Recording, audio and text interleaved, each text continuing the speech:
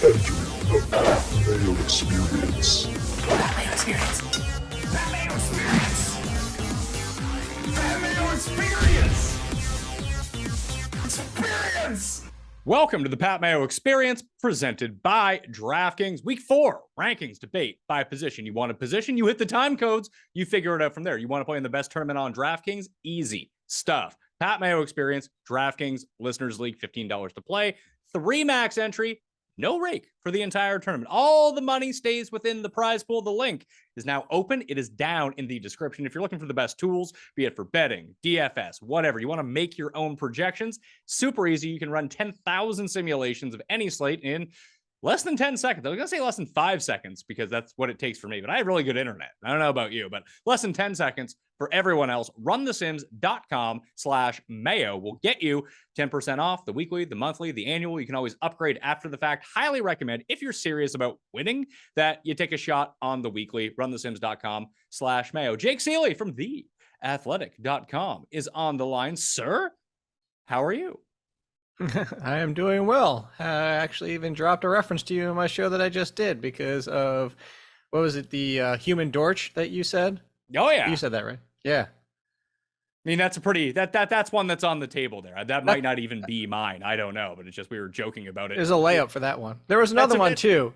That's a pretty good layup. I mean, that sounds like more of a you than me, but I'm going to go with it for the moment until I come up with something better. You're going to take credit because I definitely have the worst ones between us. There was one, you'll probably say it in the show at some point when we're running through the ranks. I'll say, that's the one, because there was another one when I was just doing the show with Stepmom Lauren, and I even said credit to Pat Mayo for the neck game.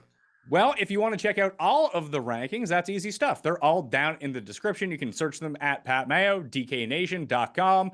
They'll be updated every single day throughout the week. So don't worry about that, because what the rankings look like today, I mean, if you guys start playing and get activated, all of a sudden that the rankings aren't going to look. We're going to talk through all of those situations right now. Let's get into the rankings. First up, we got the running backs, and I got Saquon Barkley at number 1 in the rankings this week. Jonathan Taylor, Christian McCaffrey, Nick Chubb, Najee Harris coming in 1, 2, 3, 4, 5, followed by Austin Eckler, Leonard Fournette, Derrick Henry, Khalil Herbert at number 9. Obviously, that assumes that there is no David Montgomery for the moment. And then we have Alvin Kamara at number 10. Joe Mixon against that pesky Dolphins team.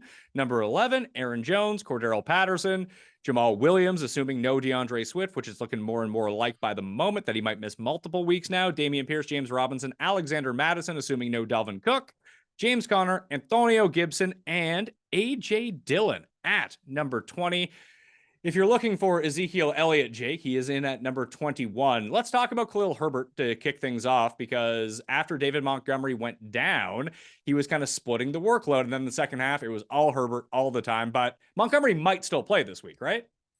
That sounds dicier than the Dalvin Cook situation. They said it sounds positive, but it was his knee and his ankle, and he left and didn't return. So I don't know. They were checking him out in the locker room. Obviously didn't have the concussion doctors that Tua had in this whole situation. But yeah, so I'm more skeptical. I think it's probably at least a week. Obviously, this is Tuesday midday, so we could get some news by Wednesday, Thursday. But I would lean more on the side that Herbert's playing, or Herbert's going to be starting no Montgomery, than Dalvin Cook being out.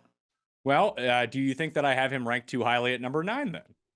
No, because we've seen this before. And by the way, facing the Giants team was just let Tony Pollard look like the god, and Ezekiel Elliott did fine. And I'm like, what did they run for, like 200 yards and a touchdown in that game against the Giants? So they get the Giants.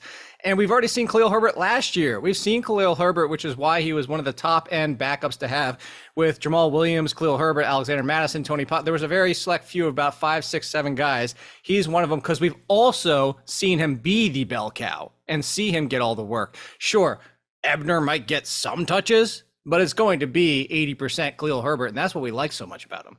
So let's talk about the Alexander Mattison situation for a moment then. Obviously, I have him inside the top 20. I would have him higher if I knew that Dalvin Cook was for sure going to be out, but I run into the circumstance where I look at the matchup. It's the London early game against the Saints. And if the Saints can still do one thing, although that was not evidence into week 1, it's stop the run. So I like him. I think that if Dalvin Cook is not there, obviously he's going to get the majority of the touches in the backfield, but it's not like Delvin Cook was lighting the world on fire to begin with. And now you get one of like the top 5 run defenses in football. I just think that Justin Jefferson eats so much in this game because the Saints pass D in the zone coverage really hasn't been good. Jefferson destroys zone coverage, which we haven't seen the past 2 weeks for Minnesota. So I like him as a start, but not a high end start. I just much prefer Herbert in that spot. Yeah, I definitely prefer Herbert as well. I prefer who you have in front of him. I would play Joe Mixon and all the rest of these names. Where I think Alexander Madison's in a fair spot down there with James Robinson and Dameon Pierce. You might, if we knew definitively, I'd probably say Madison over Dameon Pierce, just because of their teams. And like you said, they weren't lighting the world on fire with Dalvin Cook, but still, I'll take their teams and take the scoring opportunities for their offenses. Pierce being the lesser of the two. So it's not like I'd move at Alexander Madison inside the top 12 in front of Aaron Jones, but I mean, we're talking about 2 or 3 spots. Basically, if Dalvin Cook is out, you're playing Alexander Madison if you have him. I can't see anybody having that many flush at running backs to be able to sit Alexander Madison. What do you do with Cordell Patterson? Is it just plug him in every single week and live with the results? I tweeted it on Sunday, Pat. I said he's my new DJ Moore from past years. And yes, DJ Moore this year has been terrible. But if you remember what I always tell you, I'm ranking DJ Moore at 18. He's not moving up. He's not moving down. It's either going to be way too high or way too low. DJ Moore is either going to finish as wide receiver 8 or 48. There is no in between with DJ Moore. That's Cordell Patterson now. So you have him a little higher than I'm going to rank him. I'm just going to rank him at, I said 18, and that might be the number. But as a top 20, you just said it though. It's basically, for the realistic fantasy comparison, it's peak Deshaun Jackson years. You're just going to have to play him and eat it. Because if you try to play the matchups, you're going to guess wrong on some of them. And you have to understand that probably about a fourth of his games are going to be miserable. A fourth of his games are going to be league winning, game changing type of situations. And then the rest of the time he's going to be usable. So just put him out there and live with it. James Robinson back inside the top 20. I'm mad that his Achilles is so much better than Cam Akers. And maybe he's just way better than Cam Akers. And I read that entire situation completely wrong. But It just seems like, Jacksonville, they're not committed to running the ball, but they're committed to running the ball with James Robinson, then using ETN as the pass catcher. They're going to get him his work, but he was taking direct snaps. It seems like they do want to gadget him up a little bit. And this just feels like a very high-paced game to me, where Jacksonville, if they can be competitive with the Eagles, that they're going to want to try to control the clock a little bit. I feel like that's going to be a lot of James Robinson. And it feels like outside of week 1, when Detroit was able to run all over Philadelphia, they haven't really been tested in the run game, that maybe they're not as good as some people are making them out to be. I could definitely see that. To go back to the Cam Akers thing real quick, I don't think it has anything to do with the Achilles. I think Cam Akers looks good. I think Cam Akers, Sterling Shepard until he blew his ACL last night, and now James Robinson have all proved that Achilles is kind of in the past of being a major concern. I still wouldn't say, oh, you come back from Achilles like you come back from an ACL, because even ACLs aren't perfect at this point either. But I think we're putting the concern of losing your career over one is in the past. The difference is where James Robinson is clearly like that 60-65% role in Travis Etienne is the pass catching, third down and long, that kind of role situation, where we missed on, and I missed on Cam Akers, because I said it a million times, people probably got tired of me saying this, is that they used Cam Akers as a bell cow with the playoffs and the Super Bowl on the line, despite having Darrell Henderson back for a game, despite having Sony Michel out there as another option, and they still went Cam Akers, which just said, well, that looks like it's going to be a bell cow this year. It's not. What happened with him, it's 100% 50-50 split. And Cam Akers had the better game. Cam Akers looked good, got more carries. But the concern was Darrell Henderson still got a rushing opportunity inside the 10-yard line. Darrell Henderson still getting the passing game work. It's just that's a 50-50. James Robinson's role is not. And I think that's the difference. Do you think that I may have Alvin Kamara overranked at number 10? That one felt a bit dirty, putting him into the system. I was just like, well, and then I started scrolling through the other available running back options for the week. And, Minnesota, early game, he's another week removed from this rib injury. I mean, he put the ball on the ground against Carolina last week, and that kind of derailed his week a little bit, but feels like you can run on Minnesota no problem. You can. I'll actually look at right now to go back to what you were talking about with the Saints. So even with the week 1 performance, the Saints are still 4th in rush EPA. So for everybody out there that knows what the EPA is, Minnesota is 25th. They're down with the Detroit Lions, the Patriots, the Ravens, the Eagles on the rush defense side of things. So I think that, yeah, you could definitely run on them. Alvin Kamara, I don't know if I would have him quite that high, but I still have him definitively inside the top 20. I don't think you can go away from him. You mentioned the fumble. That was potentially turning into a scoring drive. They missed 2 field goals. Like, people want to blame Jameis Winston for that game, and he made some mistakes, but that team just kind of was just sideways from the jump off. So I'd say in this situation, you got to roll out Alvin Kamara. Maybe if you want to nitpick and say, you know what? That might be one. Like, maybe you were sitting on Alexander Madison and Khalil Herbert, and then you know what? For 1 week until I see him get right, I'll bench Kamara, but that would be a tough one. That goes back to like last week of having the conversation of, do you really bench Tom Brady for Carson Wentz? And like, that definitely didn't work, but that was more because Carson Wentz just went full Carson Wentz. It is, and you're going to have to live with that when it happens. But I mean, it's not like Tom Brady was absolutely lights out fantasy wise in that game. Here's what I will say. You mentioned it's London. That field has proven to be an issue sometimes if there's weather. If there is, this is like the Washington field. I would say is it the same field though? Because I feel like they've been in a new stadium the last 2 years. I should probably look into this. Wait, which one are they at? They did play at Wembley to start off with, but I don't believe that they're at Wembley anymore.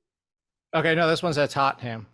So I have no idea. So Tottenham, I'd have to look to see that. I know that the Messi field was the Wembley field, right? Yeah, that's what I'm remembering. I have to look into that. So maybe that's your tiebreak either way, even if the field looks nice, because that's the stadium's not built for a football field. Well, this football field. I would say that if weather becomes an issue, maybe that's your tiebreak. Well, I wanted to kind of scroll down and look at Kamara here and why I have him at 10 to kind of explain myself just a little bit. You have Joe Mixon right behind him at number 11. He's still dealing with his ankle injury. He didn't play towards the end of the game. Samaje Perine, that's why he was in there. It's like he's going to play, but I don't know how close to 100% he is, and I just prefer the matchup with New Orleans. Aaron Jones is the lowest end running back one you could ever have, because some weeks he's just not going to do anything. And the weeks that you do have him and he does stuff, he's going to be like the best running back of the week. So 12 with the risk reward that goes along with it is there. Cordero Patterson, we've just talked about him. Dameon Pierce isn't going to catch the ball ever. He's sort of like 80% Nick Chubb at this point in a worse offense and a team that's still not as good at running the ball, but he's going to get those opportunities. Spoke about Robinson, spoke about Madison. I guess the one to circle back to is Jamal Williams, because DeAndre Swift's shoulder seems like it is out of joint, a lot like Dalvin Cook's is at the moment. The weird thing about Dalvin Cook is he's had this issue a whole bunch of times before. It sounds like he might end up playing. I don't know in any good conscience if I could start Dalvin Cook, because the risk of re-injury would end up being so high. But that, if he was active, that would obviously bump Madison way down, not to like 50. I'd still start Madison over Cook, even if Cook was active for this week only, but he wouldn't be as appealing of a play because they would probably start Cook. They'd mix them both in. But Jamal Williams is really the one that I'm struggling with right now. So no DeAndre Swift, but I don't think that his role is going to change. Now, the good thing is that it's a good role. He gets all the carries on the ground, he gets all the goal line touches out of the backfield, and this offense just continues to score points week after week after week. And that probably shouldn't change against the Seahawks, who were just pitiful on the defensive side of the ball. So I like him, but I'm not vaulting him up thinking that's like, oh my God, 30 touches incoming for Jamal Williams. No, they'll use Craig Reynolds. They'll use some scrub at the back of their roster. That's just what this team Justin does. Jackson. Yeah, Justin Jackson, who's been active on special teams, but he might actually get like 5 carries this week. Yeah, but if we're going pure pecking order here, so assuming as the ranks are with no DeAndre Swift, correct. I would play Jamal Williams over Joe Mixon, and that not knowing it. Like, he didn't come back to the game, and I know they said sounds like he's fine, but it's also a Thursday night game. You mentioned the fact with Miami. I would go Jamal Williams at this point over Alvin Kamara, not knowing if he's 100% and how that offense kind of looks like a mess. So I would put Jamal Williams at 10. I wouldn't put him over Derrick Henry and Fournette and Eckler and stuff like that, but the workload is good. The only way this goes sideways is what you talk about Matt Ryan sometimes, is if the Lions galaxy brain themselves and they're like, yeah, let's give all the goal line carries to Craig Reynolds, not overuse Jamal Williams. So that's the only way, because you just mentioned it. The Seattle, Cordero Patterson, the entire Atlanta offense. What did the Atlanta offense average in yards per carry in that game? Like 8? I mean, if you take into consideration Mariota's fumble and call that a rushing attempt, it probably brings it down a little bit. I got to say, Atlanta's offense, in terms of pure concentration, is about as good as it gets for fantasy players. It only goes to 3 people. Oh, the target share between London and Pitts is amazing. It's old school Tyreek Hill and Travis Kelce. 55-60% of the team targets are going to 2 guys. Well, let's jump into the rest of the rankings 20 and beyond, where people have real start sit decisions right now. So Zeke at 21, I'm not buying that he's back. I'm buying that he played the Giants, but he's still going to get a ton of work. He's going to get goal line carries. That's going to work. So he's 21. Brees Hall, 22. Kareem Hunt, 23. Devin Singletary, Javonte Williams, Rashad Penny, Tony Pollard, Clyde Edwards-Helaire, Josh Jacobs, Jeff Wilson. And then we get into some names that people might want to start considering. Ramondre Stevenson, who's playing more than Damian Harris right now. Chase Edmonds, who for whatever reason is getting the goal line work over Raheem Mostert, although Mostert's still playing like 70% of the snaps. Kind of like Mostert this week, actually, but not enough to trust him. Edmonds' role is much safer. Michael Carter, J.K. Dobbins, Melvin Gordon, Mostert, Miles Sanders, Cam Akers, ETN, and Damian Harris. That's the entire top 40 this week. We have a Melvin Gordon problem, sir, and we have a Denver offense problem. Like, I know we all want Javonte to be awesome, but I can't in good conscience rank him inside the top 20 anymore, unless he's going to do that thing he did week 1 where he gets 10 catches, which doesn't really seem to be a part of the game plan. No, we talked about this in the offseason, and if before the signing happened, I was with everybody else. Javonte Williams, top 10 running back, and as soon as Melvin Gordon came back, there's people out there, like I even made the joke that other people had made before me, is that like they did everything they could not to bring back Melvin Gordon, but they still did, and Melvin Gordon is still a significant threat, and they're still not going to go away from him, as we've seen. So yeah, we do have a Melvin Gordon problem, but also it's all the jokes about Russell cooking, blah, blah, blah, and he's working on a crappy stove, or he can't cook, or he can't do the kitchen's closed. But this is a legitimate concern. The legitimate concern is that this offense right now stinks, and it's not all Nathaniel Hackett. It's Russell Wilson is just not playing well. Whether it's the new team, the new offense, we've seen quarterbacks before where it takes some time. I keep referencing Eli Manning at the peak of his career. I think it was somewhere around 2011, I don't know, whatever the years where they switched offensive coordinators, and it took him about 4 weeks before he got on track, and then he played better. It's still Eli Manning playing better, but there might be where Russell Wilson's just getting used to it for having played all those years with Pete Carroll and the Seattle Seahawks. But whatever it might be, you cannot trust Javonte Williams over even A.J. Dillon is the second half of this split. Antonio Gibson until Brian Robinson comes back. So I think I might have him like a spot or two higher, but I think you can't really argue for him to be inside the top 20. This is going to be hard to do for your season-long lineups, although if you have like bad running back situation or you have a bad flex situation, I do think that Rashad Penny is in a very good spot against Detroit this week. He should be. He should be. Whether or not, just whether or not you trust that Travis Homer and DJ Dallas aren't going to be involved a ton in the passing game. Travis Homer banged up his ribs. I don't think he's going to play. Okay, so DJ Dallas. There you go. I feel better about that. DJ Wiki Dallas, as you always say. Dallas, exactly. You got to go pay to see him at like 1 o'clock at an after party if you want to see what his ribs are really like. I just don't think he's going to be playing for Seattle this week against Detroit. Okay, so if it was down to Penny and Walker only, I would feel better about Penny, but I just don't like their usage with all three of them. He played like 70% of the snaps this week, which is nice to see in a game where they basically... You really trust that's going to happen again? No, I don't trust that it's going to happen. But when I kind of look at even looking at defensive DVOA against the run so far this season, now you can kind of factor out that, hey, Detroit's run defense has been abysmal, but they've been pressing the pace so often, except for against Philly. And I mean, Philly ran all over them at the same time in that game too. But Dalvin Cook just had a great week against them. That maybe they get out by so much that Seattle can't run the ball based on with how they've been playing. But I think if this is a competitive game, the line would suggest that it is, that I could see Rashad Penny 15 to 20 carries in this game. That's how Seattle will want to play it. And if that's the case, I think you can light these guys up. I would think so too. To go back to your point about, you're talking about DVOA, if you look at the EPA as well, it's Falcons are the worst. Falcons, Giants, Eagles, Patriots, Lions, 5th. Despite, as you said, they're like pushing the pace and like teams have been passing and like they're still terrible against the run. And to make mention of it, DVOA through 3 weeks against the run, the best teams in the league: Jacksonville, Indy, San Francisco, Buffalo, the Rams, Kansas City, and Miami. And then when you sort down the other way, you got Green Bay, Minnesota, Houston, New England, the Giants, Atlanta, Cleveland, Philly, and Detroit. are the worst teams so far. Similar against it. teams, a little bit different order. Yeah, it's just the formulas are different going in, but as long as they're spitting out the same collection of teams, that's why I'm talking about top 10, bottom 10, in the middle can kind of go either way based on the week. And it's not like teams can't have a good run stopping week or a bad run stopping week if they're a good run defense, but this is one of the things that we can usually point to year over year that does create problems for running backs. Exactly. And that's would be my concern is again Jacksonville inside top 5 on the EPA. Jacksonville's good. I told you that was coming this year. So happy about the Jaguars. Yeah, it's good. You can call it all you want. I'm the one who cashes in bigly on that bet to win the division if it happens. Dude, I told you I actually had two bets with them, division and the AFC. That one's just because I was feeling I was gonna say frosty. I had a free bet. Feeling frisky with the Jags? Frisky. There, yeah. I had a free bet, so I threw it out there to win the AFC. What do you make of Stevenson versus Harris? This comes down to things we talk about a lot. It's basically Penny versus, Ken Walker. I want the pass catcher. I want the one more involved. I've been team Damian Harris, mostly because he continues to get the goal line opportunities. He got the goal line rush. He got the goal line touchdown, like James. But the difference is, unlike James, here's the thing: how many goal line opportunities are there going to be anymore?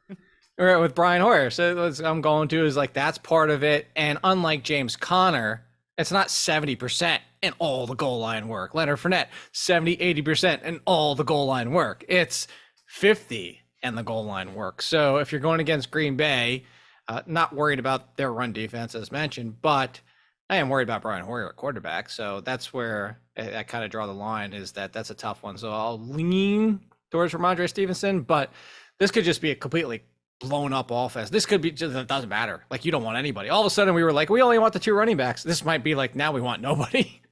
What do you make of my Breece Hall at 22, Michael Carter at 33? I was really surprised last week because we kind of penciled in Michael Carter for the pass catching role, Breece Hall for the work on the ground. Nope. Now, a lot of those targets watching that game came during the end of the first half 2-minute drill where they just had Breece Hall on the field the entire time. And I think they passed to him 4 consecutive times. So that's going to skew the stats a little bit, but it was very clear that the transition is being made. But we're going to talk about the Jets a little bit in this show because it does look like Zach Wilson is coming back. Do we worry about how much he features some of these running backs in the passing game, and that just might be a Flacco thing? I think that you do legitimately worry about that. Joe Flacco has been throughout his career determined to involve throwing to his running backs.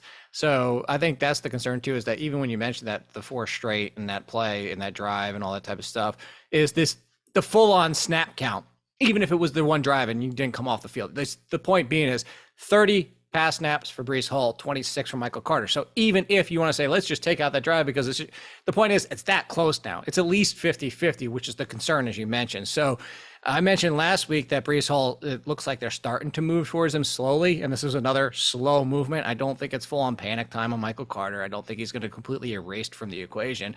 But you just mentioned the biggest option here is their biggest factor is that Zach Wilson might throw to wide receivers more and kind of check down 6 times the entire game. And now you're talking, 3-3, 4-2 or something like that. He might have a fondness of turning to his tight ends that get the Tyler Conklin use continuing to roll out there. So I think it's definitely a concern. I don't think Breece Hall at 22 is a bad rank because of the matchup. And if you're looking for even knowing their roles in this game, even if it was Joe Flacco, this is more or should be more of a Breece Hall opportunity. So I don't hate it. The only rank that nitpicking some of these, a few spots higher, a few spots lower. The one that I have is one we've had the entire offseason, the entire season to start, and it's been 2 different players because now it's Jeff Wilson. I pushed for Elijah Mitchell, and then I pushed Jeff Wilson. You just don't love some 49ers running backs. I don't love the 49ers running backs by and large, but I have them at number 30, but this is mainly matchup based for me. I just think it's incredibly difficult. It's not a good matchup. I think it's very difficult to run on the Rams twofold. One, it's hard to actually penetrate their run defense, and the way that they can control the clock through the passing game, weirdly enough, I think that their offensive style will cause some problems for the 49ers defense and keeping them on the field. I think they're going to light them up in terms of the scoreboard, but I can see the Niners playing more of a bend, don't break defense this week, which just means a lot of time of possession for the Rams, and it's a bad match. It's one of the worst matchups you can have anyway.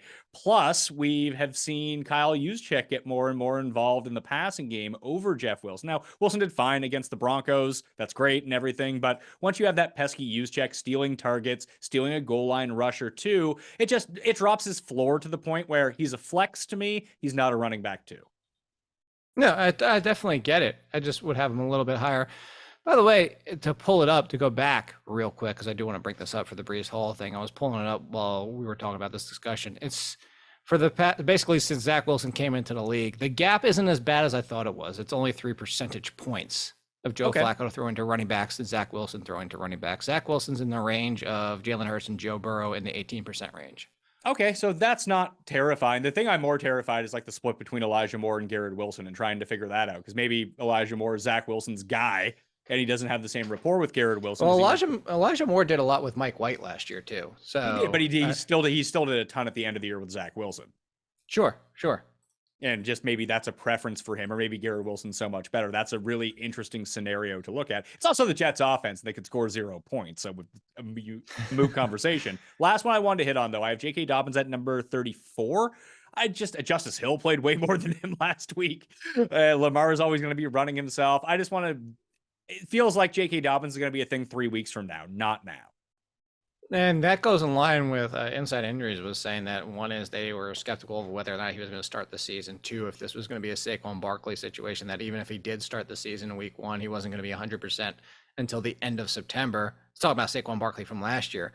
But what you just mentioned is that, okay, so now if you say by the end of September, that's 4 weeks. Well, let's start the clock at week 3.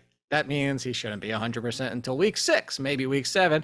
And on top of it, it might be that he doesn't look 100% until 2023. So I have no problem with 34. Honestly, look, I don't want to start him. I love some J.K. Dobbins, the talent, but I would start Melvin Gordon over him. I would start Miles Sanders over him. That game for me with the Eagles last week, it has nothing to do with the fact that, oh God, Miles Sanders had a bad game. We knew this was coming.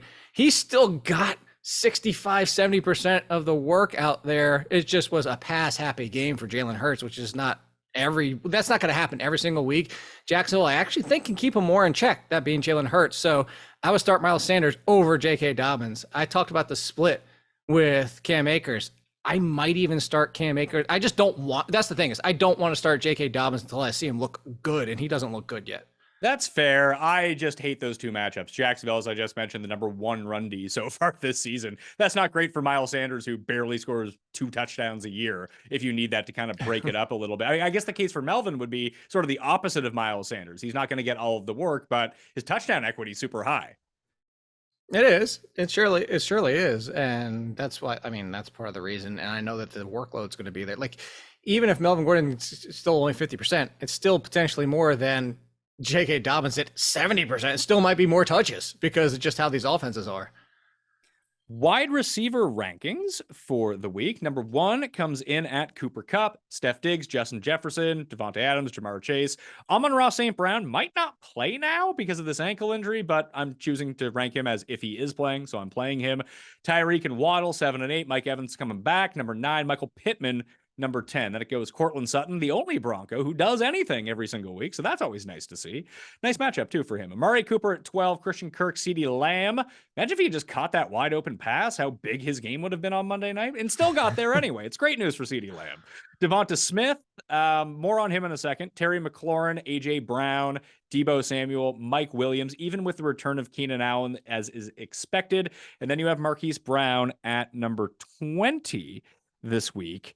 So looking at it right now, I kind of want to check down on the Philly situation, trying to lump those two together just a little bit, because it seemed, after week 1, and I'm going to butcher this name, my Sahara region last names are not good. The corner on Detroit. He was picked 3rd overall, missed all of last year. What's his name? Akuda?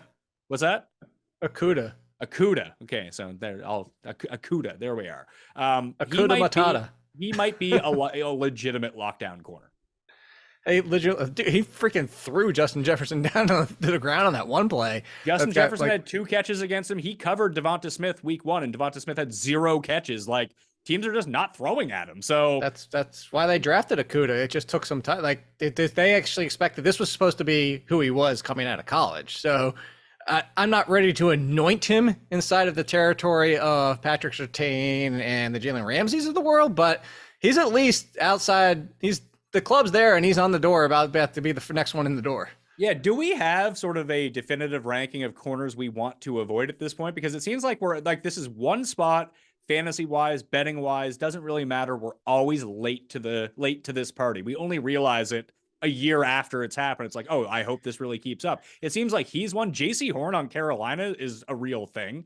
That is terrifying me. Surtain is another one. Like those three, I think that people know about Patrick Surtain, but the other two, they know that they're good, but I don't think that they're actively fading him this week. There's a reason DK is buried in my rankings this week. Yeah, I think that the reason why is so two things is you say you're kind of like late to the party is because the other problem is too is it kind of changes from year to year. Like it's kind of almost like defenses in general. Like we're trying to talk about fan, like how many times you can see one being great the one year and great. I mean, look at James Bradbury. He played for the Giants, came in, was kind of rebounded against the Giants, was like great, and then he kind of had his play fall off. Leaves the team, goes to Philly, and all of a sudden he's playing great again. But you can make the argument: does it help the fact that he's playing across from Darius Slay? Like. It's because there's so many factors involved. I think that's why. So I'd say Jalen Ramsey, you mentioned Horn. I just brought up Darius Slay. I think that we're getting close to this being the conversation. I think Lattimore is still in the conversation. I'd say Rasul Douglas is now like that's another one. It's like Douglas has been in and out of the conversation. I think some of these times Marcus Peters in and out of the conversation. Yeah, but here's the difference between Marcus Peters. Marcus Peters is someone who's going to pick off a quarterback a bunch, but I've never sweated him as a cover corner because that's what I was about to go to. So it's a lot like Diggs on Dallas. Like he's going to sell out for picks, and that's fine by me because my guy's going to burn him once a game too. Yeah, so I would say Surtain. I'd say Sauce Gardner's. Yeah, he looks. I mean, T. Higgins had a monster catch. Like he had a monster catch over him at one point. Although that T. Higgins not touchdown killed me because it was a touchdown. Oh my god! But I mean, Sauce has been really good as advertised. So like, I think there's a handful. I think a good example of one that's kind of like hit or miss. Like Adoree Jackson, a lot of times can shut people down. And then I mean, that was a perfect fade over top of him last night. The CeeDee Lamb. That like if he doesn't catch that, I grant his coverage grade comes out of that game better, but just because of that right there, he gets dinged. So there's some that are kind of in the name, but I would say we kind of mentioned the big ones. Okay, so going back to the top 20 once again to throw it back up. Anyone inside the top 10 that you got problems with? No. Okay, anyone inside the top 20 that you have problems with? I mean, at first glance, the Amari Cooper felt a little bit high. Facing Atlanta, I'm okay with it. CeeDee Lamb's okay. Devon Smith, Terry McLaurin. That's the one. Terry McLaurin. That's the one that sticks out to me the second time. Like it kind of did the first time, and now I run through this again, and I do it again. Like the fact is he's getting decent yards the first two games. Carson Wentz's third week went completely sideways, and Dallas. We just talked about it. What if Diggs sits on him? He'll probably give up a play or two, but what if that's to Curtis? Like the pecking order is clearly, as of right now, through 3 weeks, it hasn't changed. As miserable as that game was for Carson Wentz, the pecking order is Curtis Samuel, then McLaurin, then Dotson. Actually, it's McLaurin, Logan Thomas, then Dotson's fourth. But that being said, I can't put Terry McLaurin inside my top 20 anymore because I would play. I'm going to play Deontay. Hey, I mean, when we think about how they've fared so far. Who did they get in week 1? Jacksonville, whose defense and maybe pass defense is a lot better than maybe we would have expected coming into the year. Who did they get in week 2? Philly, right? Or they got Philly last week, and then they got Detroit in week 2. Is that who it was? For Washington. Washington, yeah. Yeah, so he got Slay 1 week, and then he got Okudah. But see, Slay wasn't on him the entire time. Yeah, but you just mentioned like Brad, you also have Bradbury there as well, so you have two corners that are very capable. And they got taken out by a shutout corner last week who was on him the entire time. I don't sweat Diggs the same way, like I mentioned. I'm good with rolling the dice on a McLaurin breakout week here. That's fine, but there's so to go back to the corners type of situation, I'll only worry about them to a degree. And when it comes down to it, there is no way on earth I'm worried about AJ Brown with Okudah. Not even for a second. No, but I mean, can you say that again? I'm confused by what you're saying there. No, sorry. Sorry, I was looking at two different. Yeah, I tried to trip you up. I was checking you on that one. Make sure I'm listening. Make sure you're listening. I was looking at two different. You got me on the weeks, and I was bouncing back and forth between the two. So anyway, AJ Brown. No, JJ Brown doesn't even have a CUDA. JJ Brown's got. Why do you have AJ Brown down that low?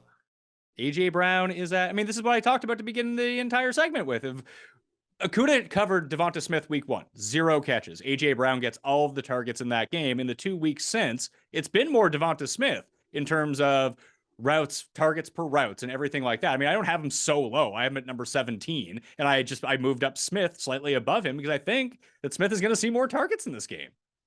I'm not going to go that far yet. I'll come on the show and say, I'll admit you're right next week, but there's no way. Listen, this is my thing. This is why I wanted to talk about the cover corner situation, because I do think we react a little bit too late to it. And this is me trying to be somewhat proactive for it. Maybe I'm wrong. Listen, I'm wrong about tons of stuff all the time. Far more wrong than I am right about things. But if I'm ever going to be right about things, I want it to be things like this that other people aren't on. And I think that can create a distinct advantage. Now, in your season-long fantasy lineup, you're just going to play both of them if you have them, or you probably don't have both of them. This isn't a choice for you. However, when it comes to like props and daily fantasy and things like that, to weight one over the other, I think that Smith might just be the more consistent play. I think we're going to see AJ Brown's floor to ceiling be a lot different than Devonta Smith's. Okay. Well, then to go one behind Brown and behind both of them, Deebo Samuel has a history, no problem with the Rams. I'd put Deebo Samuel over both of them. He doesn't struggle against them at all, and he got rushing and receiving both games. Like, this is actually, I think the first game was before Deebo even was like kind of true Deebo last year. I would go Deebo over both of them. At CeeDee Lamb, right around CeeDee Lamb, Christian Kirk. God, Christian Kirk, man, that's so good. I know. Like, I saw somebody joke. I don't want to take credit for it. I saw the tweet go through my timeline on Sunday. It was like, this Christian Kirk underpaid.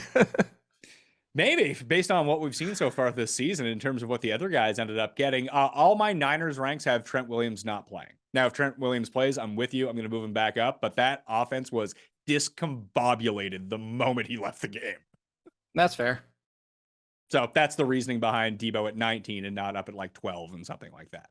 Rest of the rankings, 21 to 30. Let's see what we got going on here. We're cooking up some Deontay Johnson. Might get some Sauce Gardner in his life, although that seems more like a Claypool or even Pickens type matchup. Pickens. You Claypool plays too much out of the slot now. Yeah, and I think they'll move Deontay Johnson around enough. But it's just the upside in this offense isn't great. But he's still 21 because of the target share. Cooks, Higgins, Tyler Lockett, I have at 24. I love Lockett this week. I hate Metcalf this week. That's the way that I'm going with it. And they seem incapable of actually having good weeks at the same time. So let's go with some Tyler Lockett. Drake London, Keenan Allen, Gabe Davis, Bateman, Michael Thomas, Hunter Renfrow, who I expect to return this week. So sorry, Mac Hollins, you had your week. Now we're back to Hunter Renfrow. Brandon Ayuk, Curtis Samuel, Russell Gage, Romeo Doubs, Chris Olave, Jacoby Myers, who I expect to play this week. We'll see about that. And that's by far the highest Patriot rank with Brian Hoyer, Garrett Wilson, DJ Moore, and DK Metcalf, Tyler Boyd to round everything out.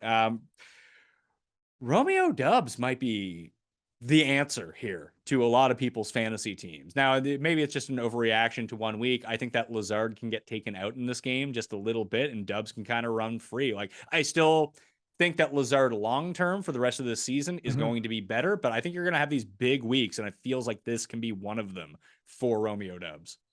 Yeah, so sticking with the Packers, because there is one name in there that I wanted to move up a little bit, but with the Packers, the clear answer here is that it doesn't matter if it's like, okay, Lazard, like, I think they're going to be a nice 1A, 1B. And where I can see the concern for this week kind of being, well, if teams continue to focus on Allen Lazard, he's a good wide receiver, but he's not AJ Brown. He's not Cortland Sutton. He's not Mike Evans. He's not that level of wide receiver where it's like, all right, you can only do so much to take him away. I think this compares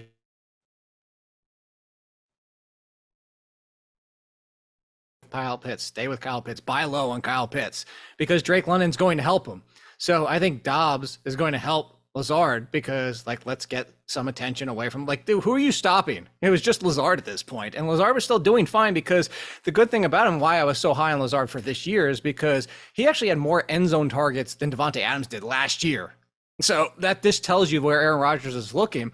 But you're right in the fact that Where's the defensive attention? Probably still leaning after just one game for New England. It's going to be more Lazard than Dobbs, unless Dobbs continues to roll, which the good news is it was a huge gap from Dobbs to anybody else at wide receiver for the Packers. It is clearly those two. And Christian Watson, even if he plays from the week 2 use, shows that when Lazard's out there, Watson's the backup plan for Lazard in the roles in the offense. Dobbs and Watson's roles are not the similar situation at all for this offense. So I don't think Watson is going to surpass Dobbs if he's healthy and out there.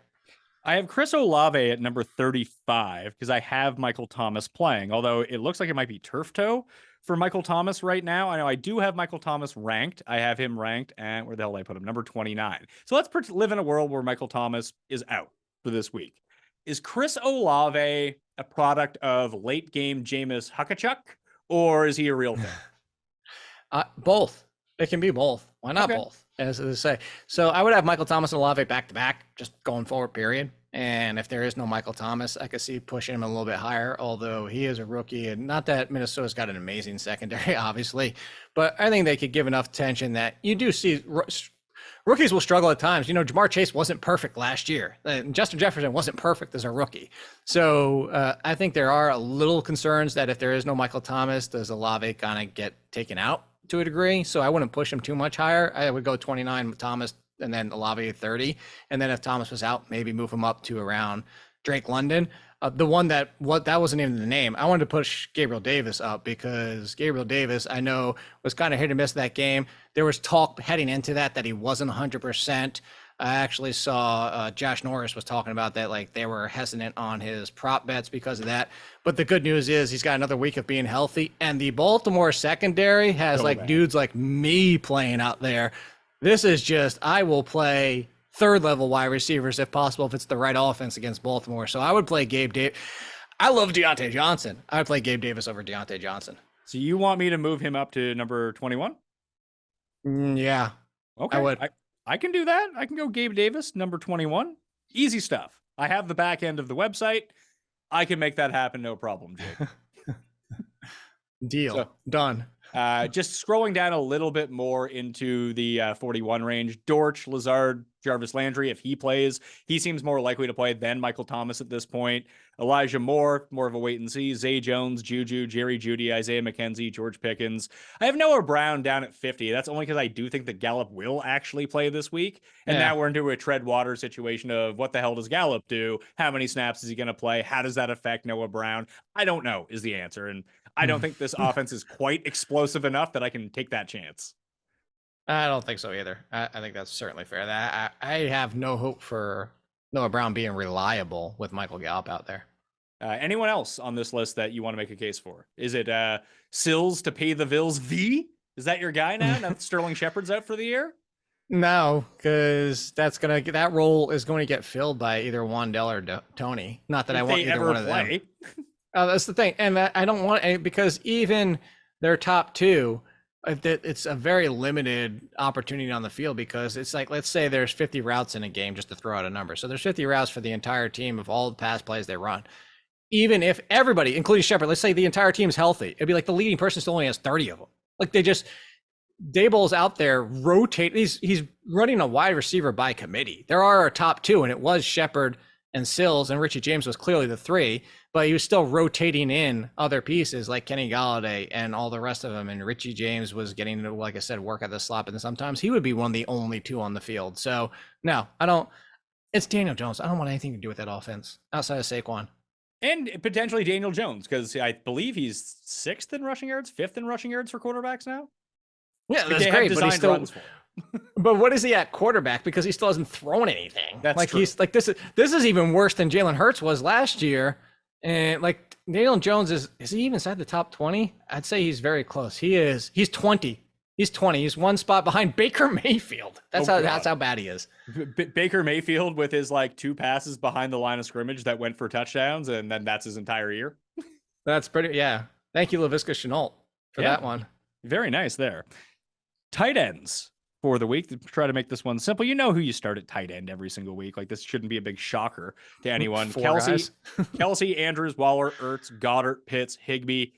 Kittle's like on the fringes until he's like 100% healthier, what this offense looks like. I put him down again because of the Trent Williams situation. If Williams is hurt, he's going to have to block more, just straight up for what they want to do offensively. He's just not going to be running that many routes. Still, that makes him better than like Hawkinson and Freiermuth. And then I have Hayden Hurst against the Dolphins. I like tight end matchups against the Dolphins when it's an integrated part of an offense. I have your boy Njoku at 12. Don't love it, but here we are. Conklin.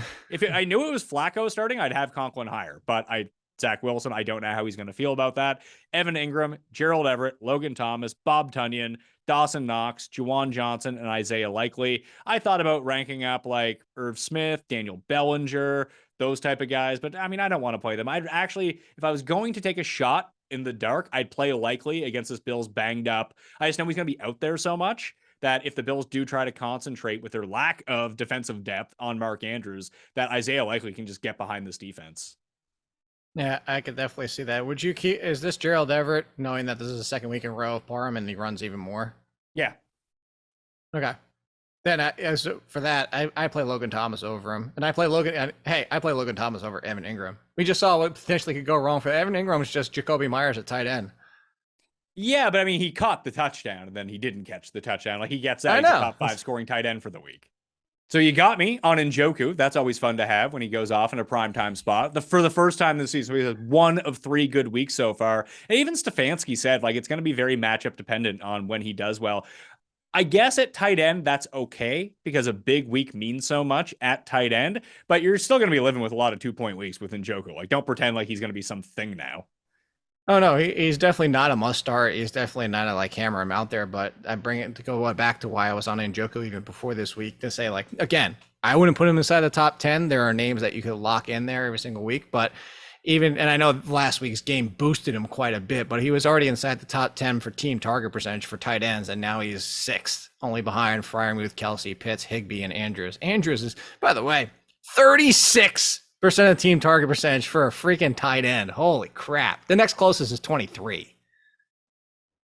Quarterbacks this week, it's your usual ones. I guess we should kind of nitpick some of the guys with bigger names that are down the list, but I go Josh Allen, Lamar, they're playing each other. That's going to be fun. Jalen Hurts, Mahomes, Murray, Joe Burrow, Stafford, Mariota, Jared Goff, Tom Brady, who apparently I have listed twice in these rankings. I was just about to say, he's so good. He's there. Yeah, I got him at 10 and 11. So 11 is Trevor Lawrence.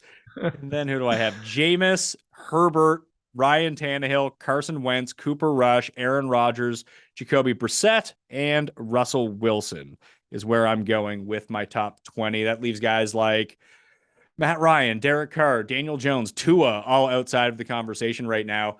People were so mad at me about me ranking Tua low last week. And I was like, all right, guys, like, well, let's pump the brakes here a little bit. I think there are spots where you want to play him.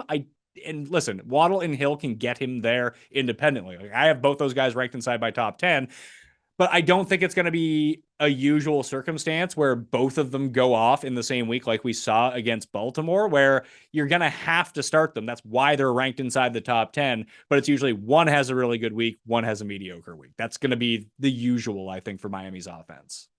Well, even look at week 1. They both had good weeks, and Tua still only had 18 fantasy points. So it's not a guarantee that he's even going to go off, even if both of them have top 15 wide receiver weeks. Yeah, so I'm just, as a fantasy QB, it's weird that he's like a better real life QB than he is a fantasy QB. That's why I have those 2 guys up and the other guys buried. And those are the only 2 guys who do anything on that team at the same time. It's not like, I mean, Crick gets involved at some points, and Durham Smythe and Gesicki he's like the worst David Njoku, but the offense runs through 2 guys in the passing game, and then they try to run. That's it. They do. I'm trying to look right now to see if there's anybody that I can nitpick out of your rankings, because it's quarterback and it's tough and it's always flat, and 1 touchdown could change everything. I know it's not great, but it's at home at this point in the same matchup. I would just play Carr over Russell Wilson. Russell Wilson is legitimate. We talked about it earlier in the show. I have to see it at this point. He doesn't run, which takes away half of his game, which he was already doing for years. We've talked about this. This is not this year. Russell Wilson stopped running a few years ago, but it's gotten so bad at this point that this offense, it's not just Nathaniel Hackett. This offense looks broken. It does. I still think I like the fantasy potential of Wilson over Carr this week, just based on the defensive matchup alone. I mean, that's certainly fair. The Raiders haven't done much to stop the Anything. pass. Yeah, Like so for like a quarter and a half, Ryan Tannehill looked like Joe Montana. I don't really have much to come back with on that one. Well, we should talk defenses then, because that's where we're going to end up here for the week. Again, all of the rankings are up on dknation.com. You can go find them pretty easily. I got Dallas, the New York Giants, Miami, Green Bay, Chicago as the top 5. Denver, San Francisco, Cleveland, Pittsburgh, Cincinnati, and then Houston, who I actually really like this week. Their pass rush is much better than I think anyone anticipated, dealing with a bang. Like Slater's gone from the offensive line. I don't know about Herbert still in terms of his health. I think that's like the low owned available defense you can go pick up and stream. And it's not going to be horrible. At least I don't think so. Maybe they get run all over by Austin Eckler. I'm willing to chance that. Then you got the Chargers on the other side, plus the Rams, Tennessee, Philadelphia, the Jets, Buffalo, Tampa Bay, New Orleans, and Carolina would be the other ones that I would go to in this regard. So is there any defense you want to push back on me on here, that too high, too low? Because I'm just trying to play turnovers and touchdowns. Yeah, no, that's why I can't really pick a point. I probably have the Rams a little bit higher if there's no, as you mentioned, with the no Trent Williams situation. Yeah, see, I was thinking the same thing. I probably should have them higher. They haven't been a super opportunistic defense so far, and their pass rush, I mean, you just think like it has Aaron Donald. It's going to be great, but it's been better at stopping the run than actually getting to the quarterback. And I really do feel like San Francisco is going to go out of its way to attempt to run as much as possible. Maybe someone forces a fumble, they run it back, but I just don't think you're going to see a bulk of pass attempts from Jimmy G. Therefore, it pushes them down the list of overall opportunity for me. That's how I'm choosing to play it in week 4. So, and this is nitpicking towards the end, but before risking like the Bucs defense, who's just been kind of and it's Patrick Mahomes. Before going down that road, the two that I would take a gamble on, I would take a gamble on the Vikings defense against going. I'm just going to throw it. Turnovers. So Jameis is back to being old Jameis, which is good for fantasy in both aspects. It's good on all ends of. That's why we love Jameis when he does that. The reckless Jameis, you can play defenses again and play the guys on his team, and then.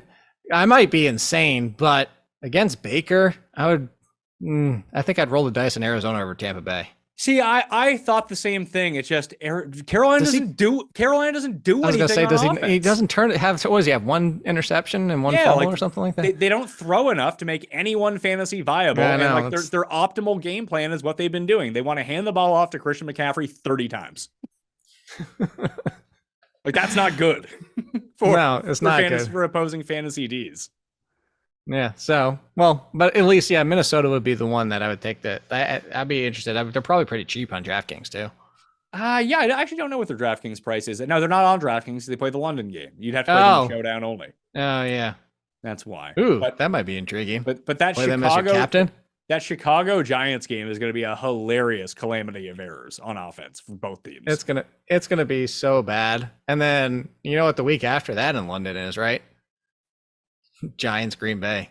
Ooh, fun game. When's the Munich game? That's in November? I think it's October. I think it's. Is it?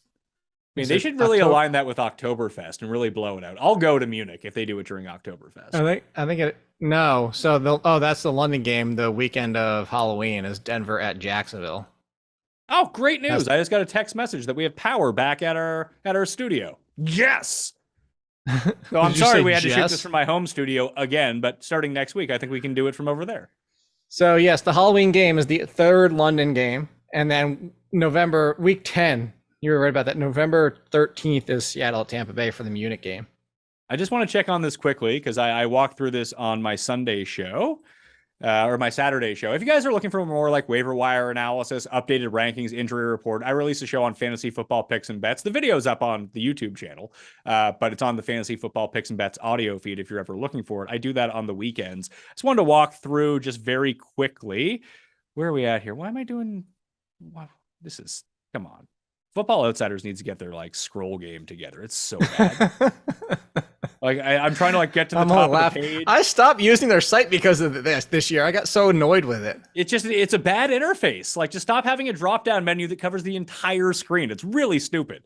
So I just want to look very quickly at the best offensive lines in terms of sacks, adjusted sack rate, and worst. So teams you can pick on, teams you don't want to pick on for circumstances like this. So if you can find a team with a bad offensive line that has to throw a lot, that's where you want to be. You also want to weight it against the defensive line pressure at the same time. So right now, the worst in double-digit sack rates, adjusted sack rates for teams. Chicago's by far the worst, but they don't throw a ton. That's still okay. Chicago, the Giants, Washington, Cincinnati, Carolina are the 5, which allow over a 10% adjusted sack rate. Just Carolina does a good job of protecting Baker by not having him throw the ball, so it's a tougher circumstance. But I do like your Arizona call because of that. The best offensive lines right now, Kansas City, the Chargers, we'll see without Slater, Minnesota, Jacksonville, and Detroit have the 5 lowest offensive line adjusted sack rates, and not really teams that you want to pick on. Now, going the other way, in terms of defensive lines that you want that generate a ton of pressure, only 3